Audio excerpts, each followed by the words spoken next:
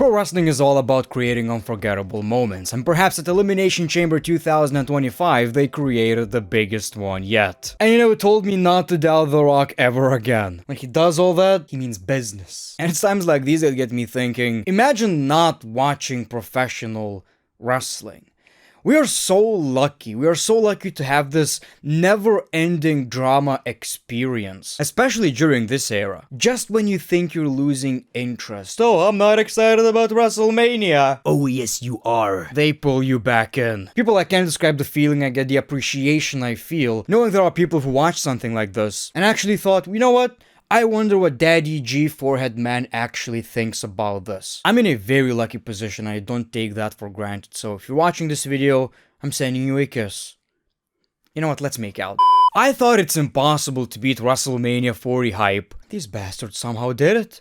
They nailed it! The PLE in general was actually really great, top to bottom, with every single match delivering so much story progression, so much star power. Randy Orton made his return. Would it be a wild statement to say that this was the best Triple H premium live event? The flow of the show was so good because after 3 matches, I'm like, this premium live event is great, but knowing WWE, sometimes it can go down, and it just kept on getting better.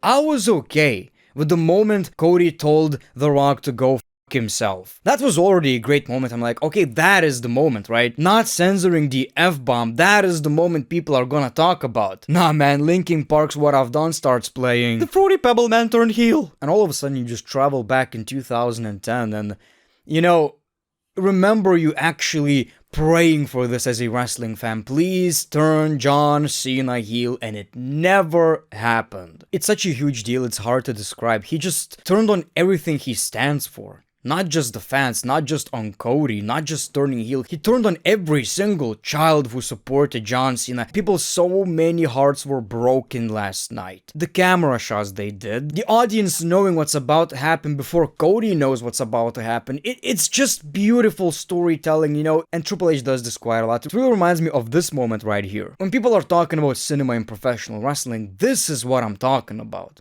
I'm not talking about the backstage segments shot like a movie.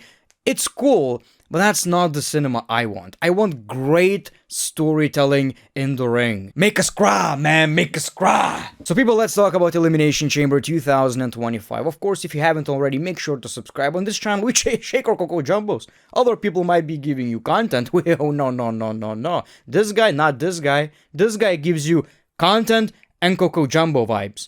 Basically, extra inches on your dick. The first match was the Women's Elimination Chamber match, and I gotta tell you, best Women's Elimination Chamber match I've seen by far. So the match was about to start. We see the return of Jade Cargill, and we're about to get some answers. She didn't attack Liv Morgan, which was the primer suspect. She actually attacked Naomi, and this was such a great scene, kicking off the pay-per-view with such a bang, and Bianca Belair selling it, crying. So Naomi didn't even get to participate in that match, and Bianca just wanted to get the hell out of here, which is crazy because she won. So this answers so many things. It wasn't Bianca Belair. My prediction was it was Bianca all along, but it wasn't. We'll talk about that in a second. There's a positive and there's a negative about that, but man, Naomi as a heel, that is really interesting. Hopefully it means big things for her. I just can't really imagine her as a heel. I really cannot. Just like I told you, Liv Morgan being the one who attacked Jade is too predictable, too basic. We needed something bigger. In general, I absolutely love this match. The way they used Bianca's hair, they used the environment. Bayley was the second one who got eliminated by Liv Morgan. By the way, Liv Morgan had an amazing performance. You always see Liv Morgan as this character-driven wrestler. That was not the case in this match. Roxanne got eliminated by Alexa Bliss. Alexa got eliminated by Morgan. And we have the final two, Bianca Belair versus Liv Morgan. So we're either going to see the dream match of Bianca versus Rhea or Liv Morgan versus Rhea again. Even though Liv Morgan did an amazing job in this match, that's not what we wanted to see. Like, we're done with the story, right? We're done with the story. So absolutely love the last minutes of this match, and of course Bianca Belair wins, which is the right call. It did get me a bit confused because, here's the thing. With this Jade storyline, I really wish Bianca turned out to be a heel. I as much as we all know Bianca is like the GOAT, right? I just want that character change. Maybe it's too early, it's gonna happen in the future anyway, whatever. But it took me by surprise that it's going to be Jade versus Naomi and not Bianca versus Jade Cargill. So it seems like Bianca Belair is not gonna be a big part of the story anyway, because she's facing Rhea Ripley at WrestleMania. So it's really interesting, but at the same time, the road to WrestleMania is going to be exciting because we're going to have multiple storylines happening at the same time, and that's exactly what you need. Over 40 days till Mania, right? Anyway, great job with the match, and I'm like, okay, this premium live event is cooking. It's cooking. And then we got the tag team match, and okay, admittedly, wasn't too great, but it was about Trish Stratus, hometown hero, obviously teaming up with Tiffany Stratton, which was a big deal for Tiffany. The match itself was okay, it was fine. It's just that second match curse. Every time you're going to get that second match, most of the time it's gonna be, just kind of there. The babyface team won the match, and of course Toronto popped for Trish Stratus. It is still kinda odd seeing Tiffany as a babyface. That's what happens when you put somebody against Charlotte Flair, man. That's what happens. That's what you get. That's what you deserve. The unsanctioned match was an absolute banger. Very intense. The lights were dimmed, to make you feel like, okay, this is not a WWE production match. As far as unsanctioned match, I would almost give it a 10 out of 10 with one thing missing. I enjoyed the spots. They were absolutely crazy, and it means more than blood. Am I the only one who every time sees Kevin Owens in the match, I'm like, how is he not breaking his neck? How does that work? How do you land on a steel chair like that and you don't have a broken neck? When it comes to in-ring action, to me personally, Kevin Owens is the absolute MVP lately. I really enjoyed the storytelling, how ruthless Kevin Owens was. Like, he wasn't finished with Sami Zayn. Like, the ending of the match with 2 powerbombs on the apron, like, he didn't need to do all that. But of course, Kevin Owens wins the match and he came back for more. But we see the return of Randy Orton, and we were about to see the punt kick back, man. They were about to bring it back, and I'm like, holy shit, it's happening. Unfortunately, we got a bunch of security. Still a great moment because we got multiple RKOs. That was an amazing moment. Just Randy Orton at his best right here. And people, this would have been, as far as this kind of match, a 10 out of 10. The storytelling is here, the action is here, tables, barbed wire, that's all you need. The return of Randy Orton, like, everything was there, everything we wanted. Blood. Come on. Like, now you use blood in the W. You use that shit on SmackDown sometimes. This is the match that really needed blood. The only thing that keeps it from being like that perfect unsanctioned match. But now we know what's gonna happen. Sami Zayn is injured. He's gonna be out of action. Have no idea what are his WrestleMania plans. We also know it's probably going to be Randy Orton versus Kevin Owens at Mania, which is gonna be their second match. Last year they had a triple threat match at Mania, including Logan Paul.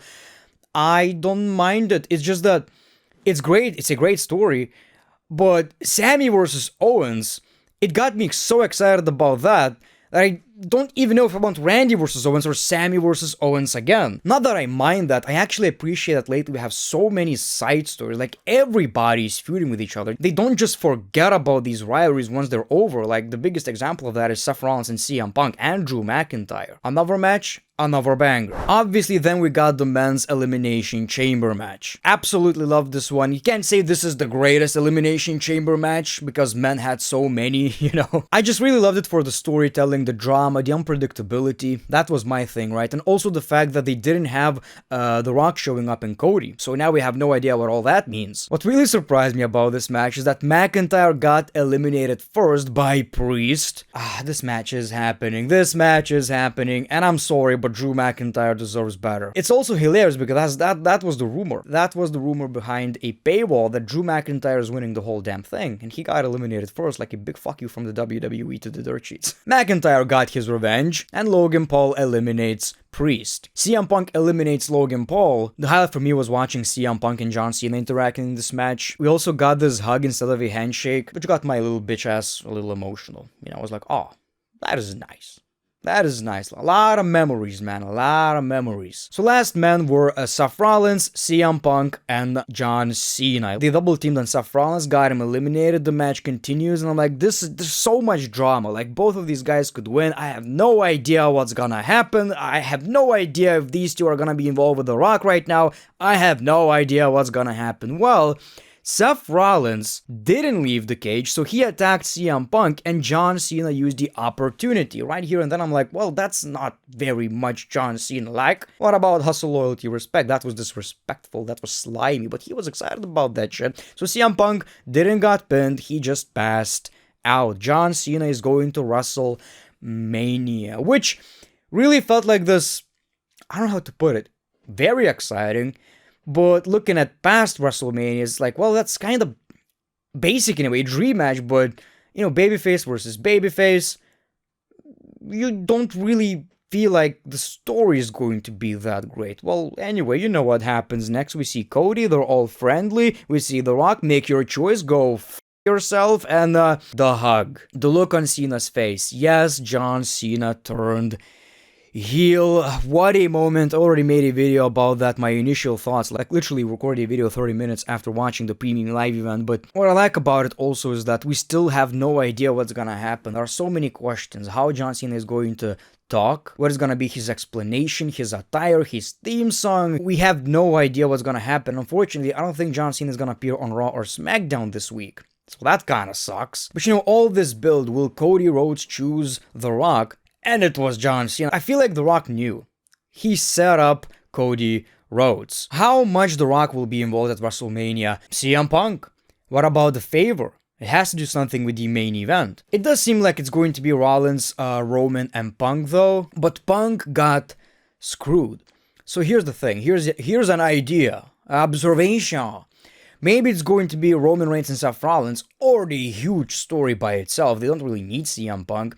And CM Punk, since he got screwed, is gonna ask for that favor, and Paul Heyman will politic CM Punk into that main event of WrestleMania. It's gonna be Cody, Cena, and Punk. And don't tell me that doesn't get you excited. Heel Cena, Punk, and Cody. The promo work alone. Like, that's what I'm telling you, man. After this premium live event, I'm like, okay, I'm sorry, I doubted you, WrestleMania. And if that was the plan all along, if the chicanery at Netflix by The Rock was with the plan in mind that John Cena is turning heel, bravo. Well, that was your Elimination Chamber 2025, people. Great time to be a wrestling fan. The days of Triple H versus Roman Reigns at WrestleMania, get excited. You better get excited, because that's what you're getting, are over. Now we're getting some cool ass storytelling. We just got John Cena's heel turn. My career as a wrestling fan is complete. The checklist is done, people. We got CM Punk's return, we got Cody as a champion, we got John Cena turning heel. That's it. I'm done. Thank you so much for watching this video. Appreciate your time, The Great One. Peace, love, and hugs. It's been a pleasure.